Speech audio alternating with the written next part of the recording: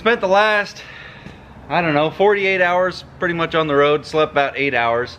Get back to the house, get the flatbed here into the shop, and the power goes out. So I can't do any welding, but we have cordless grinder that we're gonna go underneath and prep some of the welding area.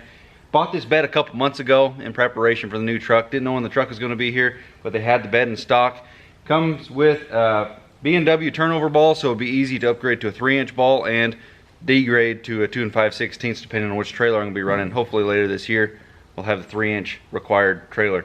But I want to go underneath, and there's some spots where I can see that nothing really that I think is gonna, you know, be a negative on this flatbed, but some areas that I think will be a positive if I put a couple beads of weld on it. Wanted to check to see how the bumper pull, everything was tied in down there. I'll show you guys that in a second, but I want to be able to have a lot more confidence in a flatbed. Same thing like if you order a custom truck, it's going to be to everything you know expect, gear ratio, all that stuff. And when it comes to the bed, my old truck came already equipped with a flatbed. I didn't know anything of the gusseting and how they mounted it and stuff like that. So this one, I'm going to do some reinforcements to everything. So I'll grab the camera, go underneath there. I'll show you guys where I'm thinking it's going to need some stuff just to prepare for the future. Some guys will say, why didn't you just order a bed that was already rated for that? Well, those are months and months and months out, and I have the ability to weld. So what's the difference between me welding it and them? The 30K hitch for the B&W receiver turnover ball is going to be the same for the big one anyway. Plenty strong, but we just want to make sure we got enough welds and reinforcements across the main framework of the bed. For starters, we'll dive into the simple features. All right, right off the bat, some simple stuff I know that will help this thing tons is the C channel they have for the main frame of the flatbed. They don't have anything on this side tying this one to that one, so it's got no side support, no shearing to help it, you know, from essentially dominoing over. All it comes down to up on this end is like 1-inch weld there, 1-inch weld there, a bunch of them. They add up, tons of strength added up. There's something, you know, it'd be difficult to break, but a simple piece of flat bar or angle iron from here to here, that'll strengthen things up a bunch. That I see that it can be improved. The only weld that they have that I can see from this angle is right there on the top plate. Welded on the bottom. They might have something on the top. Let's see. I don't think so. So that's the only weld they have there. Simple little weld on the side right there. We can fix that up and add tons of strength, side load, and, you know, just extreme downforce, you know, from goosenecks bumping and all that. We could put a weld right there on the side, make that thing even stronger. It comes back here to the bumper pole. Let's see how this thing's all tied in. That's a 2x4 box tubing for the drop, and man, that's got to be a 3x4, maybe 5 right there for the bottom. Tons of strength right there, plus it's got all this sheer, you know, just mass area back here of all this tying it together. But I did notice something right here. They rate this hitch at 18,000, but I'm going to be towing 20,000 with it. You know, that also comes down to what your drop hitch is rated for, and mine's rated for 22 plus. Simple spot, we can add a little weld right there to the bottom. They didn't do that, so the teeter-totter, which it's not going to move, but just a little reinforcement and insurance is going to go a long way right there. Plus it's got all this tied into it, so it's got all kinds of room for holding it together. Well, we'll go ahead and get the cordless tools out and start prepping some of these surfaces for weld and measuring some stuff. Right there, sure.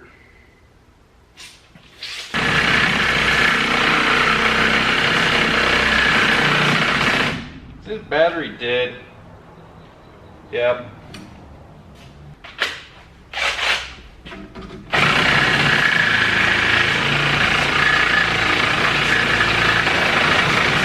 This one's dead too. Yep. Just run her into the ground. Dang. Full throttle.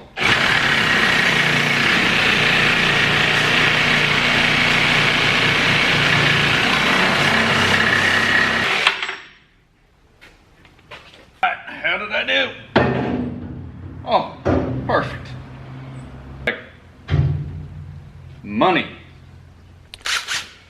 So one of the main things I was aiming for by going with this flatbed and headache rack style is visibility out the back. These things, they're not really going to do any purpose other than just look like they're there. So I'm going to go ahead and knock these out real quick because where I'm headed, I don't really need them. That's a good start. There's a couple pieces of the puzzle you want to take off before you put it on the truck, or else you hurt the truck. These ones, I think they had the bolts in the other way on Grandma's, and one of the bolts was sticking out and just kissed the back glass and broke it. That was fun. Unnecessary spending, but it's got an upgraded like a 3rd gen back window. Power's back on.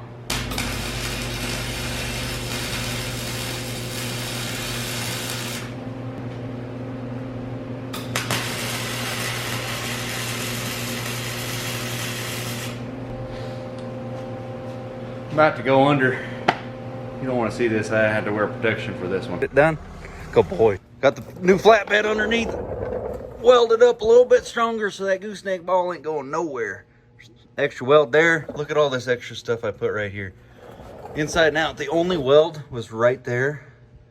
And it's just bottom plate. So I got weld over there, weld there. Tied everything together even better. And there was no real side structure load support, so I even put that right there. Came back here to the bumper pole. They didn't have a weld down on the bottom. Sure, might not needed it, but just put her there anyway.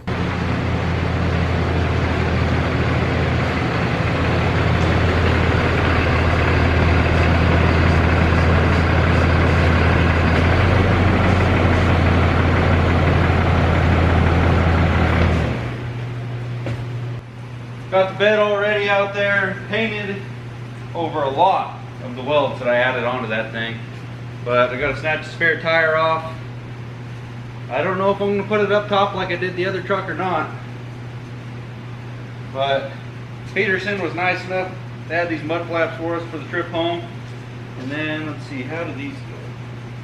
Simple bracketry for those. Need to wire in the turn signals and all that, but I got to take these temporary ones off. That one just held on. Oh, they're held. Oh. Well, all right. They're just held on by one bolt. That's cool. That'll speed up everything.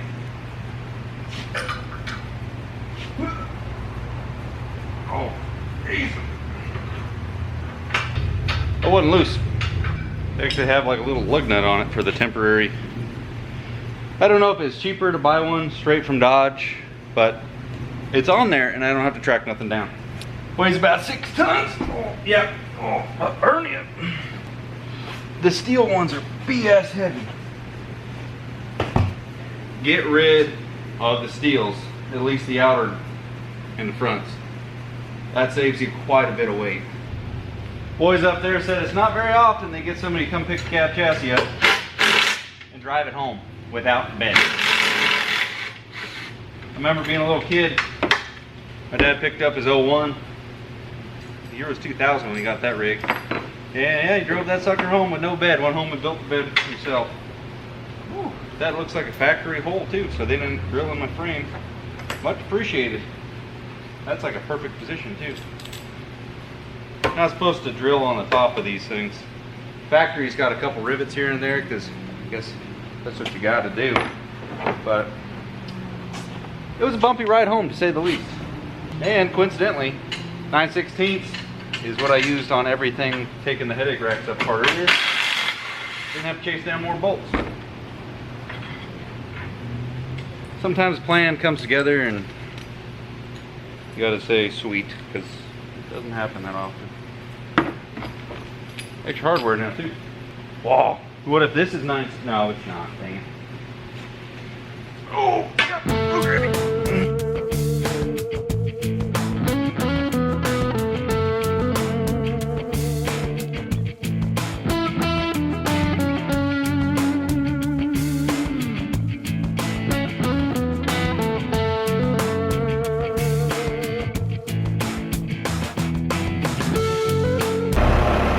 All right. Hopefully it squats down just a little bit. I think that my old bed weighed 1,400 pounds. I think this one's gonna weigh around $1 grand without the boxes. Hopefully it squats it down a little bit. I think it's right where I want it. Hopefully.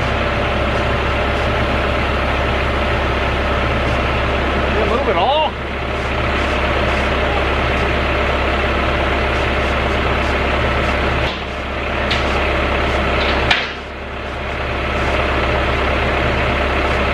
Way taller than the other truck.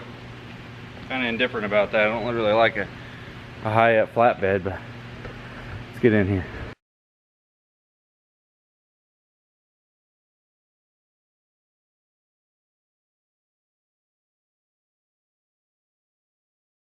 This is the same stuff I'm running on the other bed.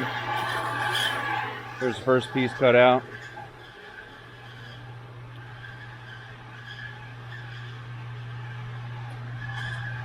It's gonna go right there through that big hole. I got 3 of these on each side on the other truck and no complaints. So I think I'll about do the same on this one. My driver's side piece. Passenger side's already up on there. I went ahead and painted the back side and the bolt hole. Gonna bolt those on there and then weld them. A lot of you guys said disconnect the batteries, so I humored you. Watch the paint. It's definitely not a small truck. It is sizably bigger. The other one looks like the gooseneck bowl. The center of it is an inch or so forward of the rear axle, which I would like a little bit more, but it's all the way. It's close as I want to go here. Center's up like the wheel well, so that's about where they want it. I like that just a tickle forward, but I ran out of real estate here in the back, so this is where she's going to be, and we're going to burn the welds in. Getting down to the last bracket tree now. So this is an example. This is what I have on the 2 front mounts and the 2 back mounts on this current bed, and these are the bolts that hold down the flatbed on my old 5500. It's a 15/16 bolt head and I don't know, 5/8 or so shaft on her. Grade 8, plenty strong. Have 6 of these holding it down. It's towed 30,000 pounds plus many a times, countless items on the bed, and 3-inch C-channel. They didn't have any more 3-inch at the local steel yard. I just go through their, you know, the scrap stuff. But I got 4-inch, and I was like, well, I got enough to do front and back of with the 3. Let's use the 4-inch right next to the gooseneck. And I wanted to get 7/8 bolts, but they didn't have any in town that were grade 8, and I wasn't going to go with the, you know, non-gold ones. So I went with 3/4, which is going to be plenty strong. 2 of these on each side right next to the gooseneck. You know, for reference, if you think about it, there's a couple bolts like this bolting to like a 2nd gen frame to hold on a BMW turnover ball setup, and literally that's plenty strong, and it's bolted to a 2nd gen frame. This is going to be going to a 5th gen frame on 5500, so overkill. People like to knock, you know, Chinese products and stuff, but you know, it is what it is. I don't use that often, but it is the nicest little thing to have around because gravity cuts it. You just set it and leave. I go do something else, come back, that thing will fall on my cord. To speed up projects like this, because taking my time, especially with the wiring, to get everything right and disconnecting batteries, making, you know, go back and forth on stuff, things like that you can cut and just walk off, talk to the camera, come back when it's done. Game changer. There's the piece I was just telling you guys about. This is the bolt hole that will go through into the frame right here. This hole up here, I mean, it's 4 inches across right here, but there's nothing in the center to grab the weld, so drill a little hole right there, so I just put a nice little bead of weld right there. A little extra security, I think. And then I groove the sides so that the weld can actually penetrate a little bit farther in rather than just, you know, surface weld. You get it good and hot anyway, it's going to get in there, but this just, you know, helps it even more to get a better bond. So I'm going to go ahead and rattle can the back side of this, and, you know, just to, I don't know if it's really going to help, but I'm going to do it anyway.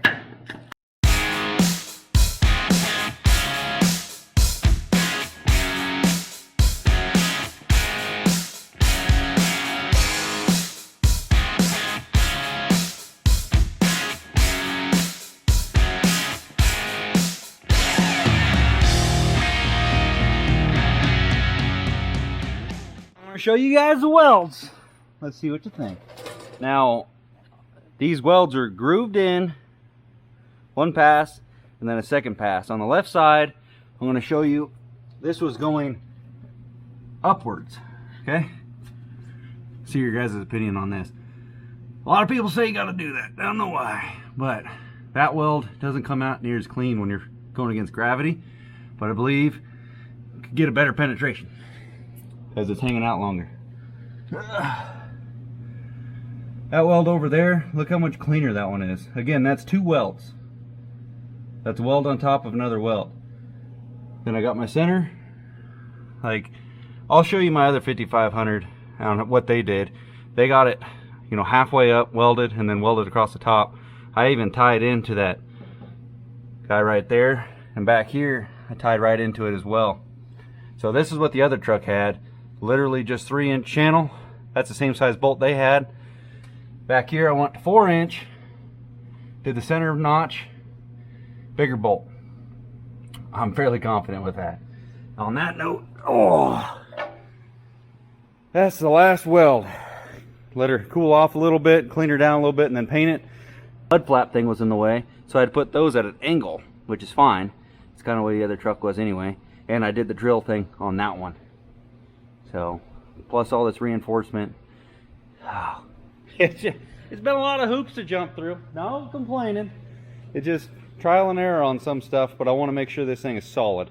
So reinforcing that gooseneck ball, reinforcing the bumper pole for what I'm, you know, planning on doing with the rig. You don't get a 5500 with a pretty dang good tow capacity and not expect to hit the tow capacity. I do not want the bed to be the weak link. I don't want any weak links, you know.